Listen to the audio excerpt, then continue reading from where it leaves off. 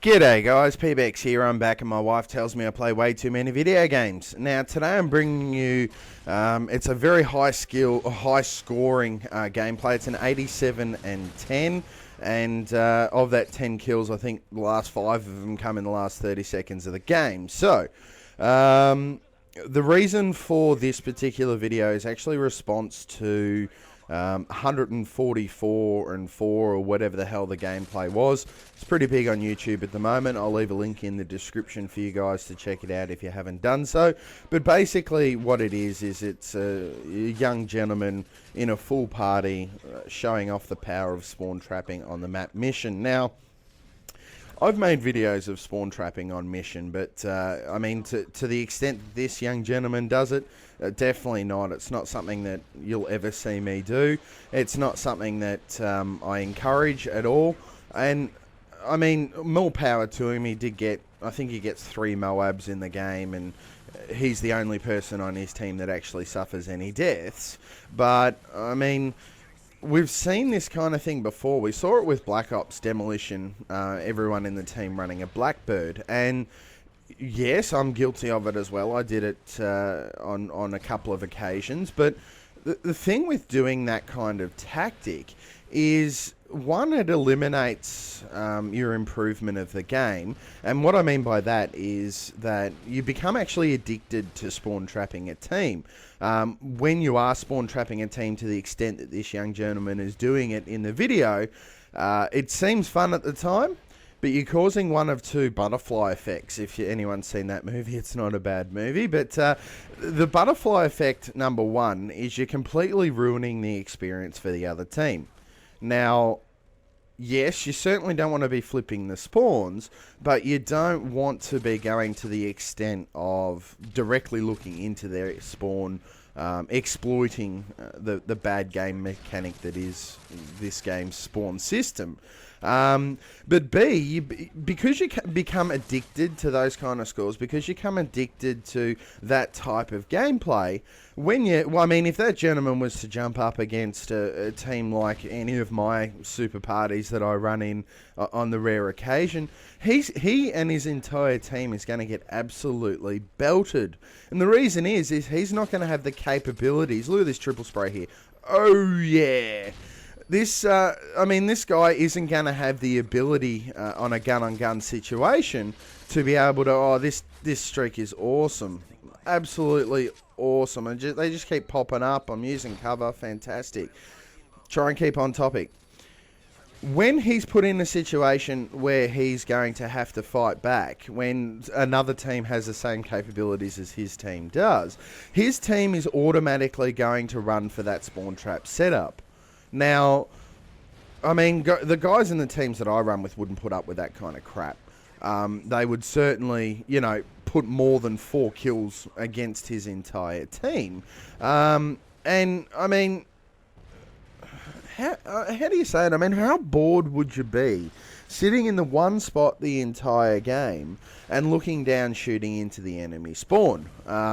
His strategy is quite perfect. It's a very valid strategy, and while there's the ability to exploit this in the game, more credit to him. He has got a lot of hate on the video, and I can understand it from both points of view. I can sort of play devil's advocate here. As long as he's not doing it every single game, it shouldn't be too much of an issue. The issue that I find is that Infinity Ward actually allowing something like this to take place. Now, if Infinity Ward sees a video like this and goes, yes, there's a problem, let's fix it, then more power to them. Fantastic. Thanks for coming. Thanks for even providing the video in the first place. The problem's going to be if they don't do anything about it. We saw this kind of thing with the one-man army noob tubes. I think Wings of Redemption was one of the first people ever to put up a video of it, and then you had guys like White Boy 7th Street doing, world's fastest nuke in Modern Warfare 2 on that really open map where he just noob tubes from across the map at the A flag. But a Wasteland was that map, now that it comes to mind. But you see these kind of things go global. It's not something that I would certainly promote. It's never a play style that I would choose to play. even though I'm someone who, I mean, I don't have the severe amount of gun skill, so I do rely on having the knowledge of the spawns to be able to do well. You can do well. I mean, I put up an 87 and 10 gameplay here. We get EMP'd in a minute, and I've got a Reaper and another attack helicopter to call in. So the game could have been even bigger again, but you don't actually see me sitting in the one spot. I'm still taking advantage, if you will, of the fact that at the moment, I mean, the other team is spawning at the C flag, so they're likely to either rush the B or the A flag. And I am taking a slight advantage of it as that fucking EMP goes off. Thanks for costing me a 100 kill game, Mr. EMP. Anyway, what else do I want to talk about today? Christmas. What'd you guys get for Christmas? I got a $50 gift voucher from my sister. I can use it at Liquorland, which is fantastic. It means I don't have to buy the beers next time Wild Aussie's over to do a dual com with me. I can use the voucher. Christmas these days is lived through by my daughter. She's 2.5 years old. She got more presents than I think any child should ever be able to get, and she's made a complete and utter mess of the house, leaving those toys everywhere. So it's I'm going to try and once I finish this commentary, I'm going to go in and get her to pick up all of her toys. But I mean, what did you guys get for Christmas? Was it gaming related? Was it non-gaming related? A lot of you guys might be coming close to getting your license. Did you get any driving lessons or anything like that? Leave a comment below on what you guys actually got for Christmas. Be interesting to see. So anyway, let's talk a little bit about my gameplay. I think it is a fairly impressive gameplay. I'm using the G36 red dot silencer. It was only actually the second game that I've used the combination of the red dot silencer. Usually I just run the red dot with the kick proficiency, but the red dot silencer on the G36 is absolutely amazing. It takes you a little bit different kind of firing pattern than what you would do with just a red dot. As I take out my second helicopter there. Fuck you, helicopter. You shouldn't be in the air. I've got a Reaper in the air getting double kills, triple kills, double kills. Can't be bothered saying it all the time. So I don't need no stinking helicopter. If you fly in my way, you're going to get blasted. I think I took out all 3 of my helicopters in this video, to be honest. Anyway, the G36 red dot silencer. If you fire it slightly slower than you would do something like a normal G36, you kind of want to treat it like firing an SMG at range.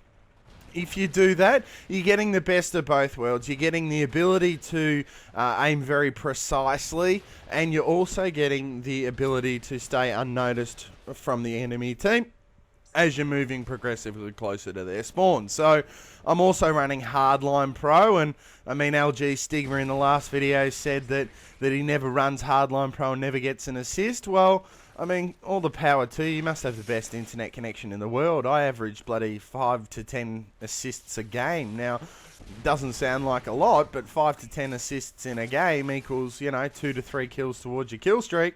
If you're running a Predator, that's, an extra Predator throughout the game. So Hardline Pro is by far the best second perk. You can run Quick Draw if you like. I really don't care. If you're running Quick Draw, I'm just still going to crush you with my kill streaks. And the Hardline Pro version it's overpowered. It's something that, I run on the majority of my classes anyway. If you get someone who knows how to take advantage of that Hardline Pro with knows how to throw a spawn flash to get a couple of assists to begin with, and you get the kill counted with the 2 assists. If you know how to run it properly, you've already got your helicopter in the air within the first 30 seconds of the match. Once you've done that, you've already pushed the other team back into their spawn. You've told them to be a lot more tentative in their gameplay. Yes, they'll probably pull out the EMPs and the stealth bombers and that kind of thing, which is what the enemy team did to me in this video. But you still, I mean, if once you get to that Reaper, if you've got an attack helicopter and a Reaper up in the air at the same time, the amount of doubles and triple kills that you can get with that Reaper is just incredible. It's way better than the AC-130. I think they should obviously switch the two between the AC-130 and the Reaper. Anyway, match is coming to a close. As I said earlier, final score was an 87-10. The majority of my deaths come from enemy kill streaks. Could have been much higher without the EMP, but if you did enjoy the video, please remember to rate it with a like or a dislike if you prefer, and subscribe for more content. Thanks for watching the video.